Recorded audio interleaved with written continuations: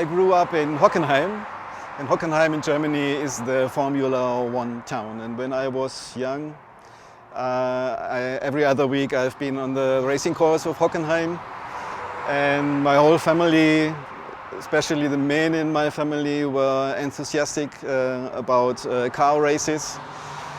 And so I grew up with this sound and this impression and this atmosphere of fast cars and motorcycles and all the people camping in the forest. And this is something I remember a lot. It was very funny because it was difficult to get in the inner racing part of the racing course, and my father had a trick. When I was very young, it was possible to pass the entrance, and he gave the men at the entrance his very expensive watch, and the men at the entrance then waited for us coming out later, and so we had the occasion to walk around the big stars, the cars, the repairmen. This was very impressive for me as a young boy.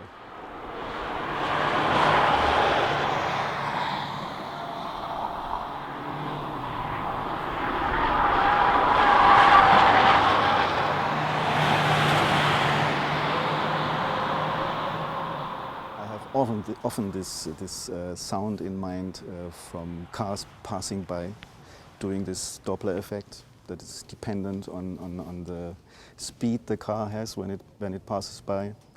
And in fact, when I was a younger composer, I had a list at home how with the intervals a car produces with a special speed it drives by.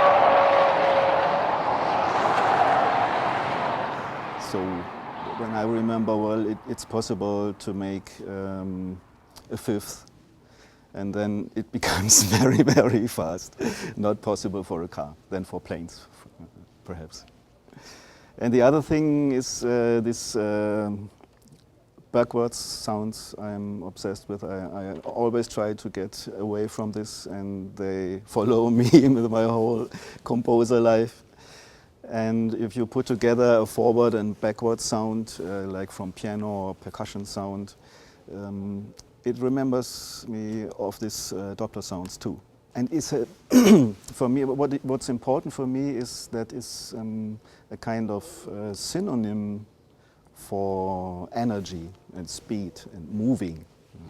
I like I like the word moving because in music it has two senses. It's moving, music is moving the heart, and movie can be a synonym for really energetic moving.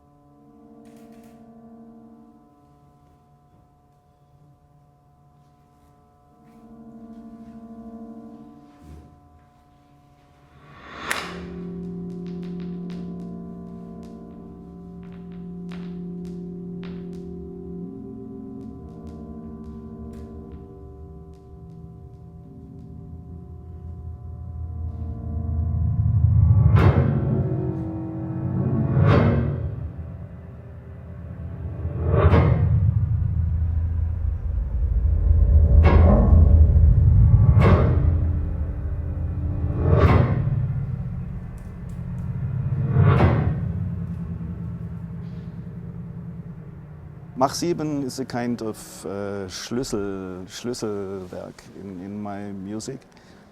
It was a big dream to make a piece that is the same from the beginning and from the end.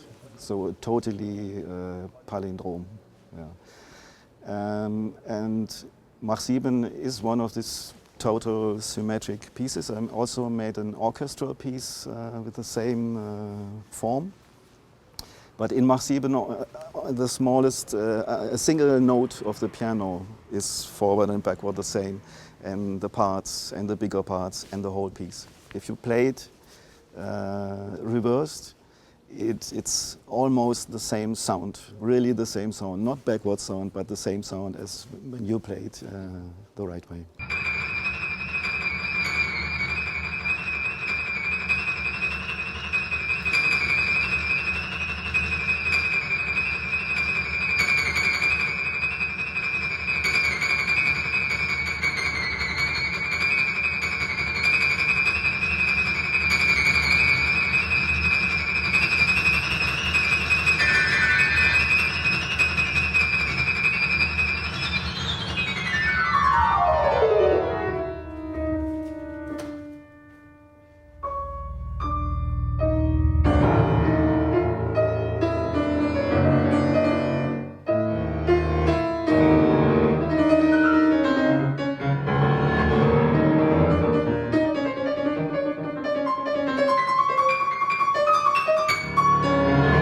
I don't know if you know the Poltergeist films. Yes. You know them? Yeah. Because there you have this small girl sitting in front of the television and she's speaking backwards. Yes. Yeah. Mm-hmm. And this was great for me.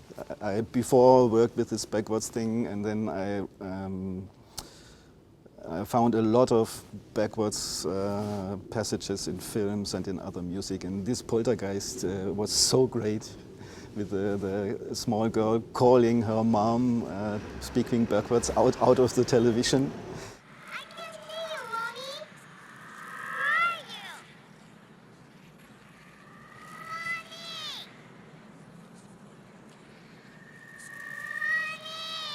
Mommy! I can see you, Mommy. Where are you? This backwards effect, I use the word effect, it's a negative connotation sometimes in art, but I like effects. I find effect is a good thing. This backwards effect is always used for situations, for horror situations, for strange situations, for things that have to do with dark side of life and devil and all that. So. Of course, this atmosphere of horror films I'm interested in.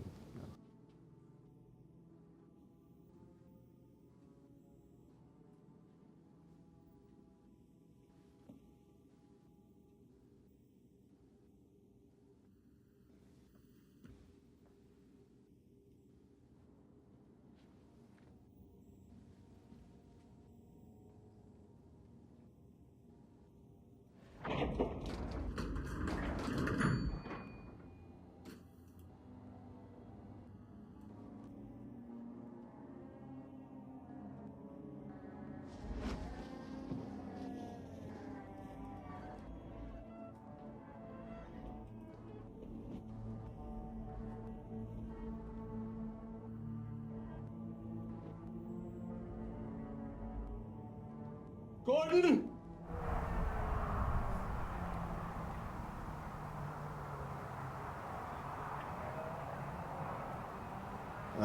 I had a scholarship for Darmstadt when I was 17, 18 years old.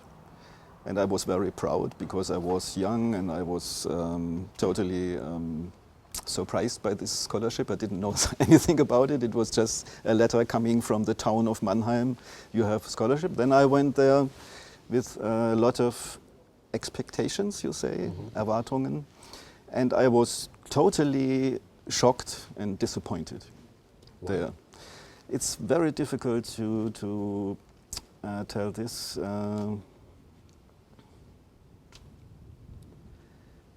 And it's even, I don't know if it's good to say it. The composers, I had the impression that the composers are very boring people. I had this impression again when I entered the Musikhochschule in Stuttgart. I expected a lot of artists, interesting persons, speaking about interesting things. And I saw some Muttersöhnchen composers only speaking about numbers and forms and material, and there were no discussions about aesthetics, and this I found quite disappointing. And so I started composing when I was 16, because my piano teacher had a kind of heart attack, and I had to change the music school to Mannheim, and there was a director in Mannheim at the music school who was crazy about contemporary music. He made a course for composing there with Klaus-Steffen Mahnkopf and Sebastian Klaren was there, and two others who stopped composing, and me. And for 2 or 3 years we were obsessed about composing. It was the greatest thing. We went to concerts, we made concerts, we composed pieces. And then I went to Darmstadt, and it was such a shock that I stopped.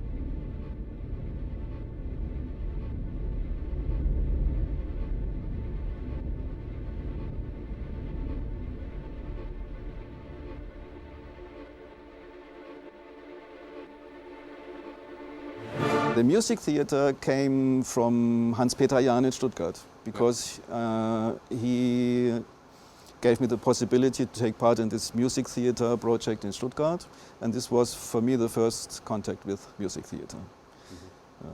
I still think, and this was the problem that time, and the reason that I did not do any music theater before this.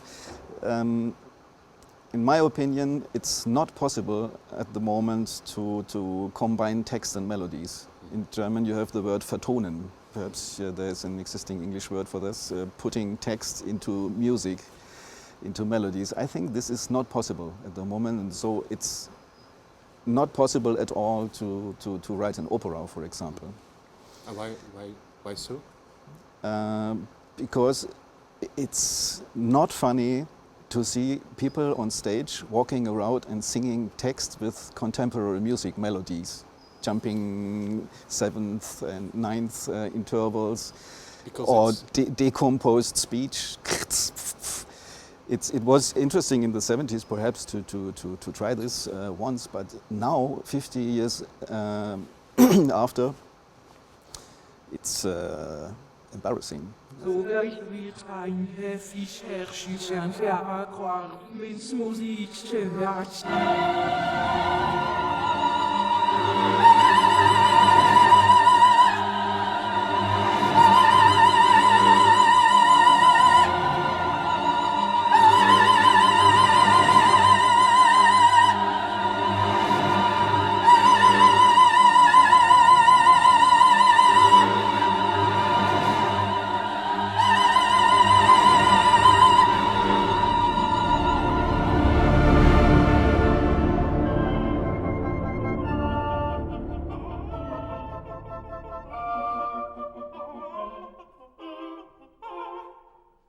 This idea of a musical masterwork composed by a composer who has ideas coming from God or from nature is a big fake.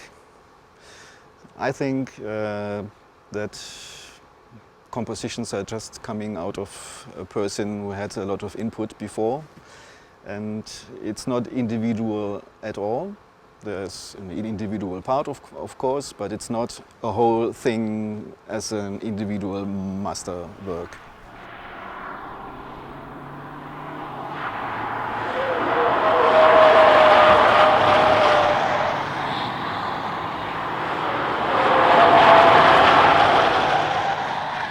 Quotations, for me, are the main material.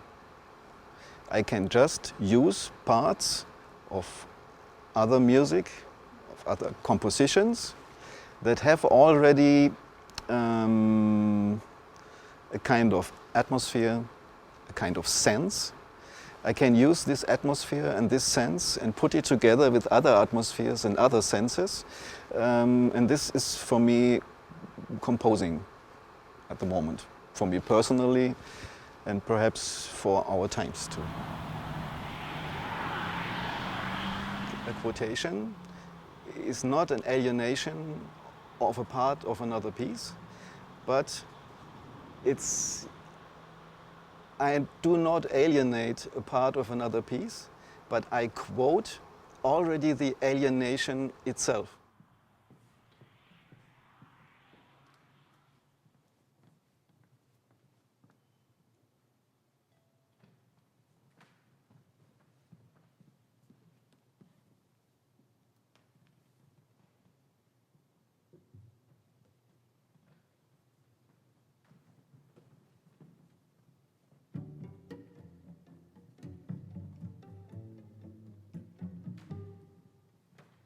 What I try to do is to show details about the musical performance, to lead the attention of the audience to special parts of the musical performance I'm interested in.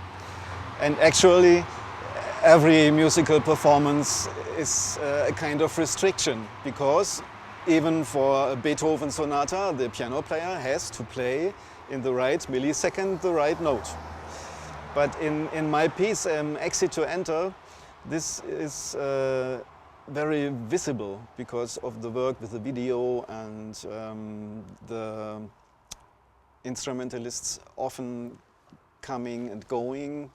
Therefore, the title Exits to Enter, because they are entering and exiting all the time. And so the audience gets closely in touch with this aspect of musical performance.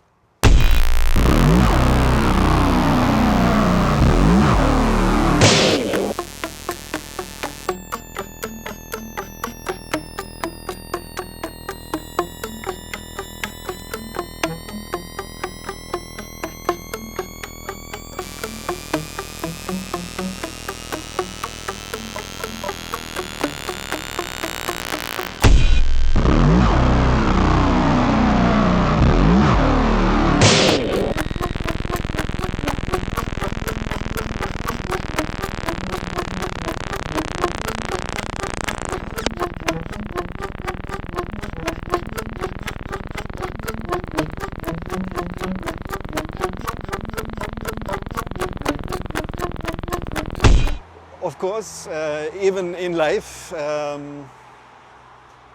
we all know these situations where we again and again do the same thing. Some people for the whole life, or everybody has his problems with repeating all the time the same thing, and for musicians especially, they have to practice at home, and while practicing, I studied piano too, I know it, you have to repeat a lot of things and you often feel like in a hamster running wheel. And this is an atmosphere. And in Exit to Enter, perhaps, I quote this atmosphere.